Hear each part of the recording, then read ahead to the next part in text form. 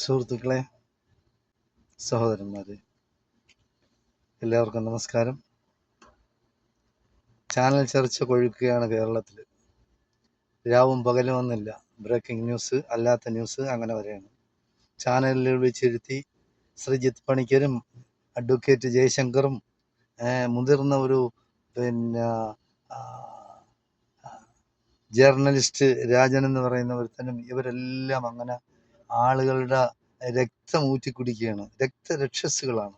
അപ്പോൾ നാട്ടിൽ നേരത്തെ ഇങ്ങനെ ഉണ്ടായിരുന്നല്ലോ, ഹണി ട്രാപ്പ് ഉണ്ടായിരുന്നു. പെണ്ണുങ്ങളെ ഉപയോഗിച്ച് ആരെങ്കിലും വീഴ്ത്തുക, ഭീഷണിപ്പെടുത്തി പണം അപഹരിക്കുക, തട്ടിക്കൊണ്ടു പോവുക, അങ്ങനെയുള്ള പല പരിപാടി ഉണ്ടായിരുന്നു.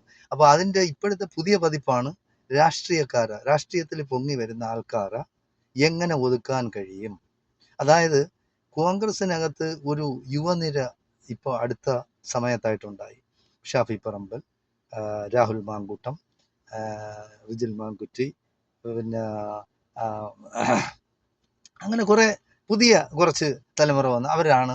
പിന്നെ മുസ്ലിം ലീഗിൻ്റെ ഫിറോസ്, അങ്ങനെ കുറച്ച് പേര് വന്നിട്ട് ഒരു പുതിയ ഒരു ഉണർവ് UDF ഉണ്ടായതുപോലെ തോന്നി.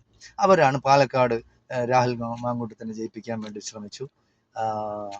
നിലമ്പൂര് നമ്മുടെ ആര്യാടൻ ഷൗക്കത്തിനെ ജയിപ്പിക്കാൻ വേണ്ടി ശ്രമിച്ചു. അപ്പോൾ അവരുടെ കൂട്ടായ പ്രവർത്തനം കൊണ്ട് വളരെയധികം പുരോഗതി UDF ഉണ്ടായി. അപ്പോൾ UDF ഉണ്ടായപ്പോൾ എങ്ങനെ ഇതിനെ തകർക്കാൻ കഴിയും. അപ്പോൾ അങ്ങനെ ചാനലുകളിലും മറ്റൊന്നും മറിച്ചതും ഒക്കെ വന്നിട്ട് UDF അടുത്തതിന് വിജയസാധ്യതയുണ്ട്, UDF പുതിയ മന്ത്രിസഭ ഉണ്ടാക്കാൻ സാധ്യത അവർക്കാണ്, പിണറായി വിജയൻ്റെ മന്ത്രിസഭ പോകും എന്നുള്ള ഒരു ധാരണ ജനങ്ങളുടെ ഇടയിൽ ഉണ്ടാക്കിയെടുക്കാൻ അവർക്ക് കഴിഞ്ഞു, ഈ യുവനിരക്ക്. അപ്പോൾ ഇവരെ എങ്ങനെ തകർക്കാമെന്ന് ബാക്കിയുള്ള എതിർ ചേരികളിലുള്ളവർ എങ്ങനെയായാലും ശ്രമിക്കുമല്ലോ. എന്തായാലും ശരി, നിങ്ങൾക്കെല്ലാവർക്കും അറിയാവുന്നുള്ള കാര്യം, ഉമ്മൻചാണ്ടി ആരായിരുന്നു? പാവപ്പെട്ട ഒരു മനുഷ്യൻ, ജനങ്ങളുടെ പ്രീതി പിടിച്ചു പറ്റിയ ഒരു വ്യക്തിയാണ്. കേരളം കണ്ട ഏറ്റവും നല്ല മുഖ്യമന്ത്രിമാരിൽ ഒരാളാണ് ഉമ്മൻചാണ്ടി. മനുഷ്യസ്നേഹിയാണ് അദ്ദേഹം.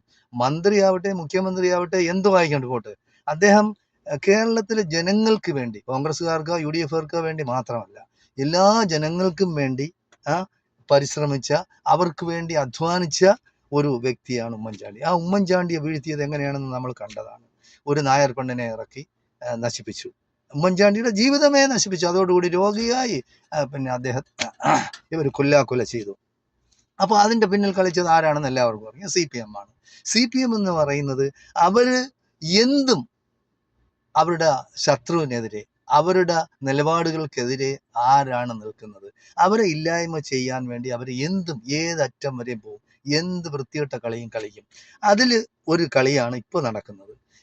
അതിനെ കൂട്ടുപിടിക്കാൻ വേണ്ടി കുറേ പെണ്ണുങ്ങളും, ഈ പെണ്ണുങ്ങൾ ഹണി ട്രാപ്പ് നിങ്ങൾക്ക് എല്ലാവർക്കും അറിയാവുന്നതാണ്, പെണ്ണുങ്ങൾ ഉപയോഗിച്ചുള്ള പരിപാടിയാണ്.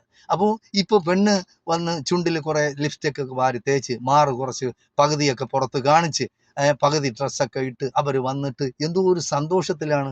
രാഹുൽ മാങ്കൂട്ടം എന്നെ അങ്ങനെ ചെയ്തു, എന്നെ ഇങ്ങനെ ചെയ്തു. അപ്പോൾ രാഹുൽ മാങ്കൂട്ടം MLA ആയി പോയത് കൊണ്ടാണ്. ഈ MLA ആകുന്നതിന് മുമ്പുള്ള കാര്യങ്ങളാണ് ഇതെല്ലാം. രാഹുൽ മാങ്കൂട്ടം MLA ആകുമെന്നോ യൂത്ത് കോൺഗ്രസിന്റെ സംസ്ഥാന പ്രസിഡന്റ് ആകുമെന്നോ ആർക്കും ഒരു ധാരണ നേരത്തെ ഇല്ലായിരുന്നല്ലോ. ഇതെല്ലാം പെട്ടെന്നുണ്ടാകുന്നതാണ്. മനുഷ്യർക്ക് ഓരോരുത്തർക്ക് പിന്നെ ദൈവം ഇങ്ങനെ വിധിച്ചിട്ടുണ്ട്, ഒരു സുപ്രഭാതത്തിൽ പൊങ്ങും, അതേപോലെ താഴും. അപ്പോൾ ഇങ്ങനെ പെണ്ണുങ്ങളെ ഇറക്കി അവർ പുതിയ പരിപാടിയായിട്ട് ഇറങ്ങിയിരിക്കുകയാണ്. അപ്പോൾ ഈ പെണ്ണുങ്ങളുടെ അടുത്ത് എനിക്ക് പറയാനുള്ളത്, നിങ്ങൾ മാനവും മര്യാദയും ആഭിജാത്യവും ഉള്ള കുടുംബത്തിൽ പിറന്നവരാണെങ്കിൽ നിങ്ങളിങ്ങനെ ചാനലിൽ വന്നിരുന്ന് എന്നെ അവൻ അങ്ങനെ ചെയ്തു, എന്നെ അവൻ ഇങ്ങനെ ചെയ്തു, എന്താണ് ചെയ്തത്? എത്ര വർഷങ്ങൾക്ക് മുമ്പാണ്? അപ്പോൾ ഇത്രയും നേരം നിങ്ങളെന്ന് മയക്കത്തിലായിരുന്നു. അപ്പോൾ ഈ നേതാവെല്ലാം ആകുന്നതിന് മുമ്പായിട്ട് രാഹുലുമായിട്ട് വളച്ചു, രാഹുലും പിന്നെ അവരുമായിട്ട് അവരുടെ ഇഷ്ടപ്രകാരം എന്തെങ്കിലുമൊക്കെ ചെയ്തിട്ടുണ്ടാവാം. ചെറുപ്പക്കാരാകുമ്പോൾ അങ്ങനെയൊക്കെ നടക്കും. ഇപ്പോൾ ഇന്ത്യൻ ഭരണഘടനയിലോ അല്ലെങ്കിൽ ഇന്ത്യൻ പിന്നെ പോലീസ് വകുപ്പിലെ ഒന്നും പിന്നെ ഒരു യുവതിയും യുവാവുമായിട്ട് അവർ ഇഷ്ടമായിട്ട് അവർക്ക് എന്തെങ്കിലും ചെയ്യാവുന്നതിന് ഒരു പിന്നെ കുറ്റമായ പ്രവൃത്തിയൊന്നും അല്ലാതെ അതങ്ങനെ ചെയ്യുന്നുണ്ടല്ലോ. ഇന്ത്യയിലെ ലൈസൻസ് എടുത്ത് വ്യഭിചാരം നടത്തുന്നുണ്ട് ബോംബെയിലും ബാക്കിയുള്ള ഇന്ത്യയിലെ മഹാസിറ്റികളിലുമൊക്കെ. അതിൽ കൂടുതലൊന്നും അല്ലല്ലോ. പരസ്യമായിട്ട് ലൈംഗിക വീഴ്ച നടത്തുന്നുണ്ട് യൂറോപ്പിലെല്ലാം പരസ്യമായിട്ട്. അപ്പോൾ അതൊന്നും കുറ്റമല്ല. ഇവിടെ ഇപ്പോൾ ഈ ചെറുപ്പക്കാരനെ വെട്ടി വീഴ്ത്താൻ വേണ്ടി ചാനലിൽ വന്നിരുന്ന് തെണ്ടിത്തരം പറയുന്ന ഈ ശ്രീജിത്ത് പണിക്കരായാലും ജയശങ്കർ ആയിരുന്നാലും രാജൻ എന്ന് പറയുന്ന ഒരു സീനിയർ ജേർണലിസ്റ്റായ നിനക്കൊന്നും വേറെ ചൊരപ്പില്ല. നിനക്കൊക്കെ ചിരയ്ക്കാൻ പൊക്കിവിടെ, അല്ലാതെ നിനക്കൊക്കെ എന്താണ് ജോലി? ഇതാണ് ഇവിടുത്തെ വിഷയം. ഇവിടുത്തെ വിഷയം ഇതൊന്നുമല്ല. ഇവിടെ ഒരുപാട് പ്രശ്നങ്ങളുണ്ട്. നിങ്ങൾ മോഡിയെയോ അല്ലെങ്കിൽ മോഡിയെ താങ്ങുന്നവരെയോ അവർക്കെതിരായിട്ട് നിങ്ങൾ ഏതെങ്കിലും ഒരു പിന്നെ ചർച്ചയിൽ വന്നിട്ടുണ്ടോ? ഈ ഇന്ത്യയുടെ മഹത്തായ ഇന്ത്യയുടെ അല്ലെങ്കിൽ മഹാ ലോകത്തിലെ ഏറ്റവും വലിയ ജനാധിപത്യ രാജ്യമായ ഇന്ത്യയുടെ സ്വന്തം എയർലൈനായിരുന്നു എയർ ഇന്ത്യ. എയർ ഇന്ത്യ ചെവിക്ക് ചെവി അറിയാതെ ടാറ്റയ്ക്ക് കൊടുത്തു. ആര് കൊടുത്തു? മോഡി കൊടുത്തു. മോഡിയുടെ എന്താ തന്ത സമ്പാദിച്ചതാണോ എയർ ഇന്ത്യ? അല്ലല്ല. മോഡിയുടെ ചായ വിറ്റ് നടന്നെന്ന് പറഞ്ഞിട്ട് ചായ വിറ്റ് നടന്നവൻ ഇന്നിപ്പോ പിന്നെ പ്ലെയിനിൽ സഞ്ചരിക്കുന്ന 16,000 കോടി രൂപയുടെ 12,000 കോടി രൂപയുടെ പ്ലെയിൻ വാങ്ങിച്ചിട്ട് ലോകം മൊത്തം ചുറ്റുന്നു. എല്ലാ ദിവസവും നോക്കും ഞാൻ ഇനി എവിടെയെങ്കിലും പോകാനുണ്ടോ. ആ ഏത് രാജ്യമാണ്? എന്തിനാണ് പോകുന്നത്? അതിന്റെ പിന്നിൽ കാര്യമുണ്ട്. ചുമ്മാ വെറുതെ പോകുന്നതല്ല മോഡി. അയാളുടെ ഇഷ്ടക്കാരായ അദാനിയെയും അംബാനിയെയും അവരുടെ ബിസിനസ്സിൽ സഹായിക്കാൻ വേണ്ടിയാണ് പോകുന്നത്. അല്ലാതെ എന്തിനാണ് പോകുന്നത്? ലോകം കണ്ട ലോകത്തിൽ ഏറ്റവും കൂടുതൽ വിദേശ രാജ്യങ്ങൾ സന്ദർശിച്ചിട്ടുള്ള മഹാനാണ് ഈ വിശ്വഗുരുവായ മോഡി. മോഡിക്ക് എന്തറിയാം? മോഡി എവിടെയാണ് ഭരിക്കുന്നത്? മോഡി ഇന്ത്യയിലാണോ ജീവിക്കുന്നത്? അല്ല, വിദേശത്താണ് ഏറ്റവും കൂടുതലായിട്ട് അയാൾ ജീവിക്കുന്നത്. അയാൾ രാവിലെ പ്ലെയിൻ എടുക്കും, പാകിസ്ഥാന്റെ മുകളിൽ കൂടെ പറക്കുമ്പോൾ നവാസ് ഷെരീഫിനെ പണ്ട് വിളിക്കുകയാണ്, ഹലോ നവാസ് ഷെരീഫ് സുഖം തന്നെ?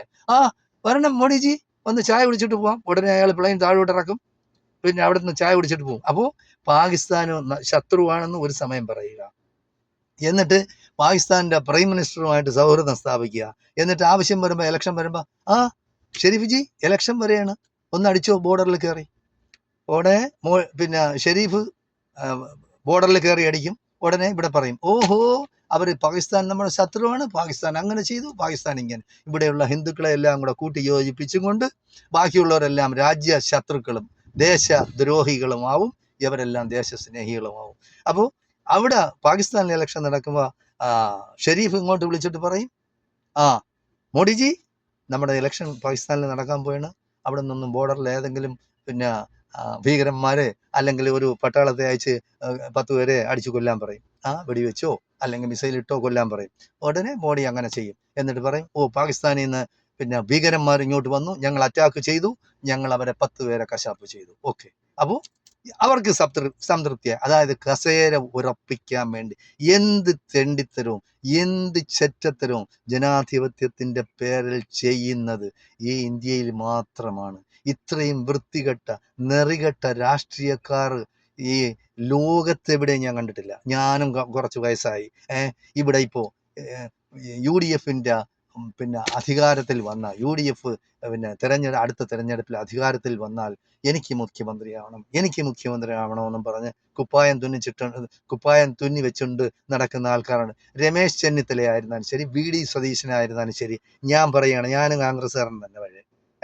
അപ്പോൾ നിനക്കൊന്നും ആരും പിന്നെ കുപ്പായം ഒന്നും തച്ച് വെക്കേണ്ട കാര്യമില്ല, നിന്നെ ആരും മുഖ്യമന്ത്രി ആക്കാന്നും പറഞ്ഞിട്ടില്ല എന്ന് കണ്ടുണ്ട് നിങ്ങളൊന്നും പനിക്കാൻ വേണ്ട. നിങ്ങളൊക്കെ ഈ പാർട്ടിയെ നശിപ്പിക്കും. നിങ്ങൾക്ക് അധികാരമാണ് ലക്ഷ്യം, അധികാരമാണ് നിങ്ങളുടെ പ്രശ്നം. നിങ്ങൾ എന്തും ചെയ്യും അതിനു വേണ്ടി. അതിപ്പോ നിങ്ങൾ മാത്രമല്ല, CPM-ലായിരുന്നാലും CPM-ൽ ഇപ്പോൾ വയസ്സായിരുന്നാലും ശരി, അല്ലാതിരുന്നാലും ശരി, മരിക്കുന്നവരെ പട്ടടയിൽ വെക്കുന്നവരെ കുറെ വയസ്സന്മാരായ ആൾക്കാർ ഇവിടെയുണ്ട്. അവർക്ക് മുഖ്യമന്ത്രിയാവണം, അല്ലെങ്കിൽ മന്ത്രിയാവണം, അല്ലെങ്കിൽ വേറെ എന്തെങ്കിലുമൊക്കെ സ്ഥാനത്തിരിക്കണം, പൈസ ഉണ്ടാക്കണം, സമ്പാദിക്കണം. എന്തിനാണ്? ഒരു രോഗത്തിന് തവിയില്ല ഈ പൈസയൊന്നും ഉണ്ടാക്കിയിട്ട്.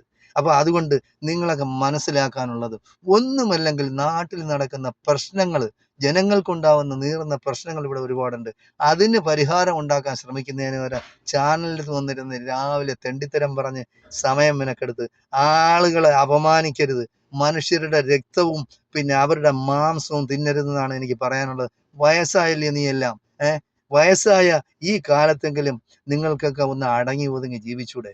ഇവിടെ നാട്ടിൽ നിയമങ്ങളുണ്ട്, കോടതിയുണ്ട്, ബാക്കി നിയമ സംവിധാനങ്ങളുണ്ട്. അവരാരെങ്കിലും എന്തെങ്കിലും തെറ്റ് ചെയ്താൽ അവർ പോലീസ് പിടിക്കും, അല്ലെങ്കിൽ പോലീസ് കേസ് ചാർജ് ചെയ്യും, അവരെ കോടതി കൊണ്ടുപോകും. പെണ്ണായാലും ആണായാലും അവിടെ വിചാരണ നേടുക, അവരെ പിന്നെ ചെയ്യും. പിന്നെ ഇവിടെ ഇപ്പോൾ ചാനലിൽ പറയുന്നത് പാലക്കാട് ജനങ്ങളെ പറ്റിച്ചു. എന്ത് ജനങ്ങളെ പറ്റിച്ചു? പാലക്കാട് ജനങ്ങളെ പറ്റിച്ചതിന് ശേഷമാണ് പിന്നെ അല്ലെങ്കിൽ ഇലക്ഷനിൽ ജയിപ്പിച്ചതിന് ശേഷമാണ് മാങ്കൂട്ടം ഇതൊക്കെ ചെയ്തത്? അല്ല, മാങ്കൂട്ടം അതൊന്നും ഇപ്പോഴും ചെയ്തിട്ടേ ഇല്ല. നേരത്തെ ചെയ്ത മൂന്നോ നാലോ വർഷത്തിന് മുമ്പ് ചെയ്ത കാര്യങ്ങളാണ് ഇപ്പോഴെടുത്തോണ്ട് വരുന്നത്. അപ്പൊ ഇപ്പോഴും പിറകെ നടന്നു കാണും, രാഹുൽ മാങ്കൂട്ടത്തിന്റെ ബേക്കിൽ നടന്നു കാണും. രാഹുൽ മാങ്കൂട്ടം മൈൻഡ് ചെയ്തിട്ടില്ല. അപ്പൊ അതുകൊണ്ട് യവനെ എങ്ങനെ വീഴ്ത്താം എന്നാണ് അവർ ചിന്തിക്കുന്നത്. അപ്പോൾ ഈ തെണ്ടിത്തരത്തിന്, അതായത് മാതാപിതാക്കൾ വരെ കൂട്ടുനിൽക്കുകയാണ്. സ്വന്തം മകൾ വ്യഭിചരിച്ചു. അതായത് വ്യഭിചാരം എന്ന് പറയുന്നത് എന്താണ്? വിവാഹ ബന്ധത്തിൽ ഏർപ്പെടാതെ, അതായത് ലൈംഗിക ബന്ധത്തിൽ ഏർപ്പെട്ടാൽ അതിനെയാണ് വ്യഭിചാരം എന്ന് പറയുന്നത്. പച്ച മലയാളത്തിൽ അതിന് വ്യഭിചാരം എന്ന് പറയുന്നത്. വ്യഭിചാരത്തിനെ ന്യായീകരിക്കുന്ന ഇവിടുത്തെ ചാനലുകളും ചാനൽ മുതലാളിമാരും ചാനൽ അവതാരകന്മാരും നീയെല്ലാം ഏത് ലോകത്താണ് ജീവിക്കുന്നത്? അതായത് ആഭിസാരിക അല്ലെങ്കിൽ വ്യഭിചാരിണി, അവളെ പിന്നെ നിങ്ങൾ എങ്ങനെയാണ് നിങ്ങൾ ന്യായീകരിക്കുന്നത്? എന്ത് അടിസ്ഥാനത്തിലാണ് ന്യായീകരിക്കുന്നത്? അപ്പൊ ഈ ആണുങ്ങൾക്ക് ആരും ഇല്ലേ? ആണുങ്ങൾക്ക് നേരത്തെ ഇങ്ങനെ ഒരു പ്രശ്നം ഉണ്ടായപ്പോഴത്തേക്ക് ഈ നമ്മളെ എന്ത് വാര്യരാണ്, സന്ദീപ് വാര്യരല്ലല്ല, പിന്നെ എന്തോ അയാളെ പേര് ഞാൻ മറന്നുപോയി. എന്തായാലും അയാള് പിന്നെ ഒരു ആണുങ്ങളുടെ ഒരു കൂട്ടായ്മ ഉണ്ടാക്കി. അതായത് ഇങ്ങനെ പീഡിപ്പിക്കപ്പെടുന്ന, യഥാർത്ഥത്തിൽ ഇന്ന് നമ്മുടെ കേരളത്തിൽ പീഡിപ്പിക്കപ്പെടുന്നവർ ആണുങ്ങളാണ്, പുരുഷന്മാരാണ് പീഡിപ്പിക്കപ്പെടുന്നത്. സ്ത്രീകളാണ് വേട്ടക്കാര്. അപ്പൊ ഇപ്പൊ പറയുന്നത് നിങ്ങൾ വേട്ടക്കാർക്കൊപ്പമാണോ അതോ ഇരയോടൊപ്പമാണോ?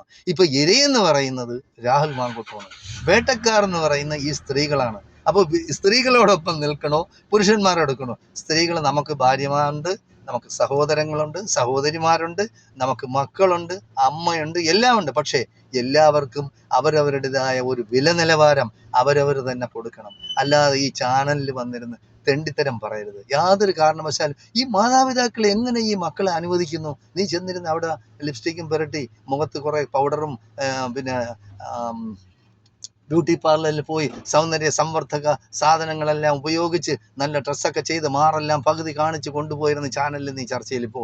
എന്നിട്ട് രാഹുലിനെതിരെ അല്ലെങ്കിൽ ഷാഫി പറമ്പിലിനെതിരെ നീ പിന്നെ എന്തൊക്കെയാ നിനക്ക് പറയാനൊക്കെ പറഞ്ഞോ, എന്നിട്ട് അവൻ്റെ ഭാവി തൊലച്ചോ എന്ന് പറഞ്ഞ് ഇവിടെയാണ്. അതായത് പണ്ട് കാലത്ത് ഇങ്ങനെയല്ലായിരുന്നു. അതായത് പിന്നെ എന്തെങ്കിലും ഒരു മാനഭംഗം നേരിട്ടാൽ, അതായത് ഒരു മനുഷ്യന് പുറത്തിറങ്ങി നടക്കാൻ വയ്യാത്ത ഒരു സ്ഥിതിയാണ് മറ്റുള്ള അന്യ പുരുഷന്മാരുമായിട്ട് ലൈംഗികബന്ധത്തിലൊക്കെ ഏർപ്പെട്ടു എന്ന് പറയുന്നത് തന്നെ. പക്ഷെ ഇന്നത് അതൊരു എന്താണ്, ഒരു പ്രത്യേകമായ ഒരു ഡിഗ്രി ആയിട്ടാണെന്ന് കണക്കാക്കുന്നത്.